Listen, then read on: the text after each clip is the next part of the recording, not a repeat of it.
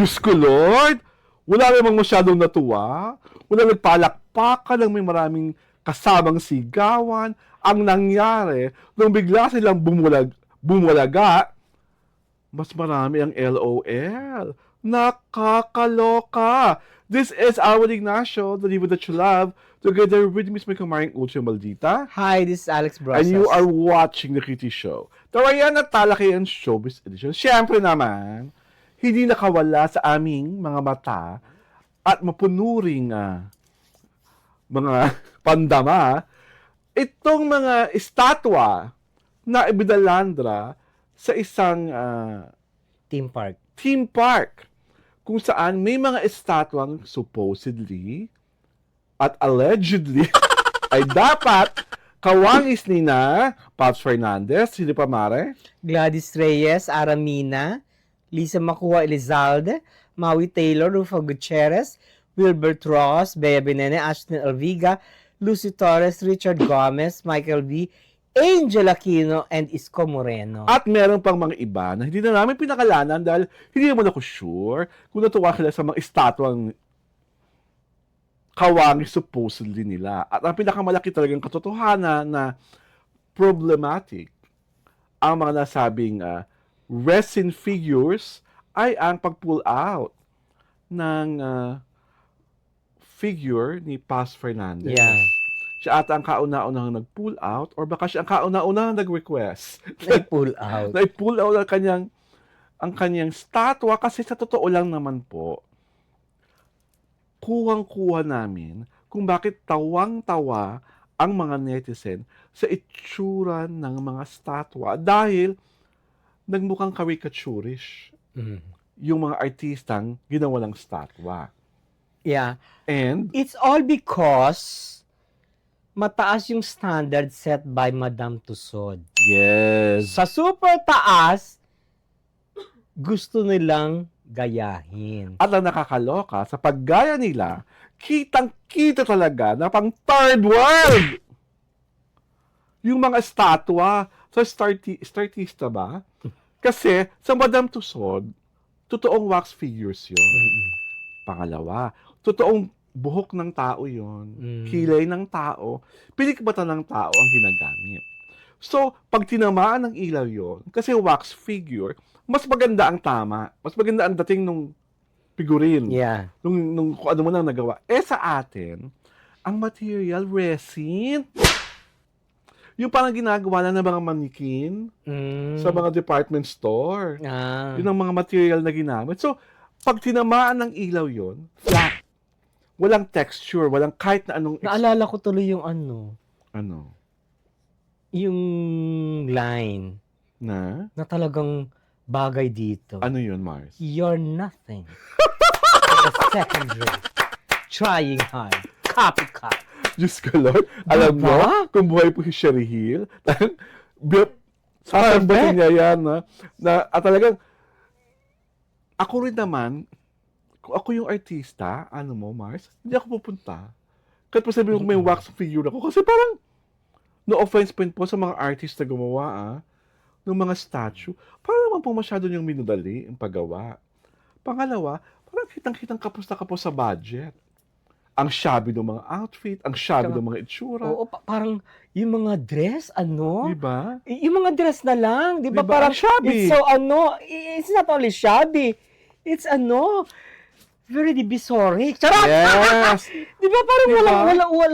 walang elegance. Walang elegance. Saka, It's not diba, chic. Di ba if parang, you look at Madame Tussauds, di ba talaga kung ano yung long gown ni Catriona, kopyang-kopya, di ba? Oo. Kopyang-kopya yung blue gown ni Pia Wurtzbach. tsaka life size talaga na Oo. Ito, Lord, nakita niyo ba itsura ni Paps? Hindi ko po. Parang siyang bisugo.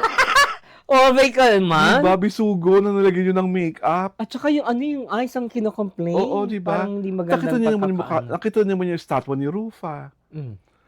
Mukhang baklang pinaglaro ng sangreko ang makeup artist. Ay, ko, Diyos ko. Tapos yung buhok, yung buhok na ginamit sa ulo ng statwa ni Rufa ni Rufa Gutierrez.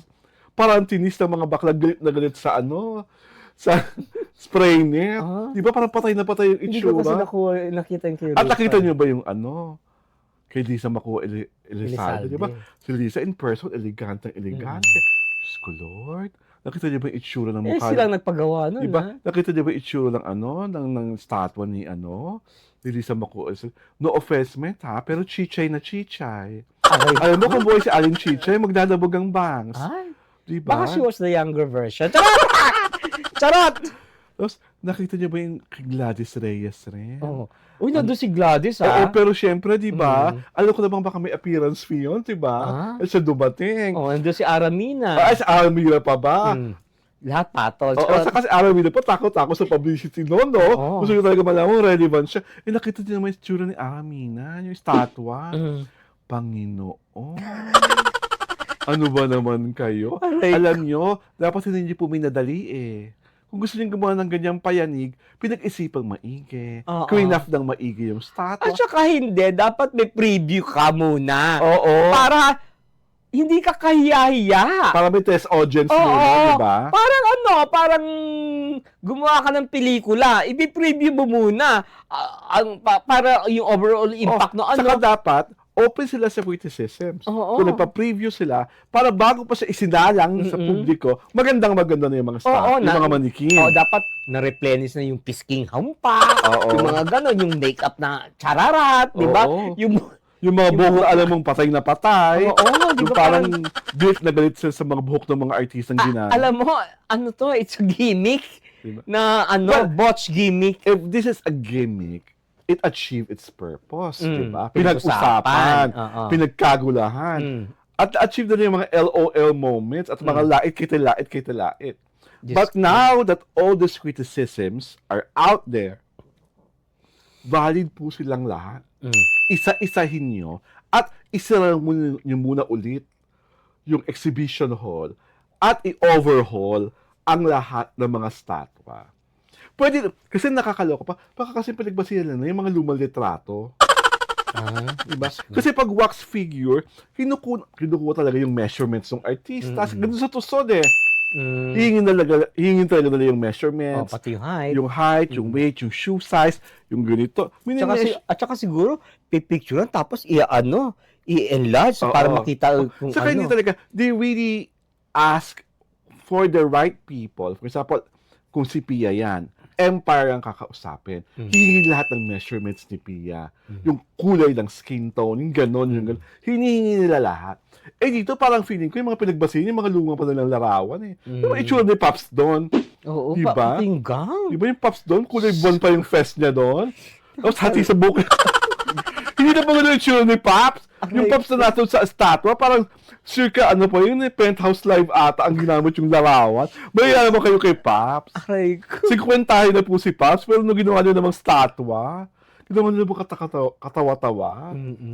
Parang imbis na ma-flatter yung mga artista, no? Diba? Naging I'm sure laughing stock. I'm sure nakita ni Rufa may Gutierrez yung star may masasabi niyan, grabe! Bakit joking niya? Grabe! Kaya yung parang nasira yung immortality factor, di ba? It was supposed to immortalize them, to give them tribute, right? Parang everybody can ay, ang ganda niya. Parang ganon. No wonder she became a statue. Parang, diba? Parang, anong caricature yan? Oo, diba? Parang diba? Ano lang po, diba? Ano ba? Diba yung mga wax, yung mga ganyan, it's supposed to immortalize people, immortalize you. celebrities, So people to remember you at your prime, at your peak. Na katulad ng Manny Pacquiao, di ba? Talagang mukha po makikita bang mo. peak? Yung itsura na Lisa Makuha doon? Diba? Wala na. Gont na gont, tuyot na tuyot yung statwa. Aray ko. Diba? Mukha po bang peak beauty ni Rufa Gutierrez yun? Diyos ko. Or for that matter, buti nga hindi ko pa nakikita yung statwa ni Bea Binene, di ba? Ay. Baka pag nakita ko yun, hindi ko nakayanin, ma-hospital ako. Diyos ko, dahil. At binigyan niyo po ng hustisya yung pagiging cutie at naughty ni Wilbert Ross. Diba? Ang lakas-lakas ng dating ni Wilbert Ross. At saka in person. Nung nakita ko yung statwa, mukha talaga siyang tuod. Nobody asked ewan ko, kung natanong, pero parang nobody asked. What was the criteria for Choosing. For choosing that Kasi, the list, alam mo kung ano? It's a consortium of starlets of Pine Tree proportion. At isa pa Diba? nakakaloka, hindi ko makakalimutan. Yung kay Michael V, Oh. yung pag-span niya, yung ngipin niya, very aping dalda. Nakakaloka ka. Kami lang kalang apat, si Kumari, gusto mo dito, nakakakalala kay aping daldal. Oo. Tapos ginawa niyo yung ganun yung ngipin ni Michael V. Mga Hindi ko tampalasan. Hindi ko kasi nakita eh. Di ba? Diyos ko, ang Saka, nakita ko sa ng totoo dalawa lang, tatlo ito yun. lang, ano po ba talaga ang body of work ni Michael Flores to deserve that kind of statue? At saka yung Diana. At ni Diana Zubiri. Pwede din si Diana kasi nag-Encantadia naman siya. Pero nakakaloka lahat. Si Maui Taylor, Oo. meron. Ang babae hindi gumagalaw ang dede. Aray ko. Diyos ko dahil. Ginawa yun ng statwa. Oo. Ayaw ni ano na yan, Ababa ni Aglus, or sa Tatarin. Aray ko. Na kaya lahat si Maui Taylor, yung dibdib niya, nakatayo pa din. Nay ko po. Nakakaloka kayo. And on that note, Nay ko po. at sa isa na Sunday episode ha, di pa pala pa to in that note. Wala pa pala kami isa. Pero dahil dyan, ito po si Alvin Ignacio, a diva that you love, kasama akong aking kumaring Ultra Maldita. Hi, this is Alex Brosas. Ikaw ba, Mare, one final question. Papayag ka ba ang gawing statwa? Not even. Ako, no, it's a no, it's a no. Not unless it's from Madame Tussauds. Yun lang po.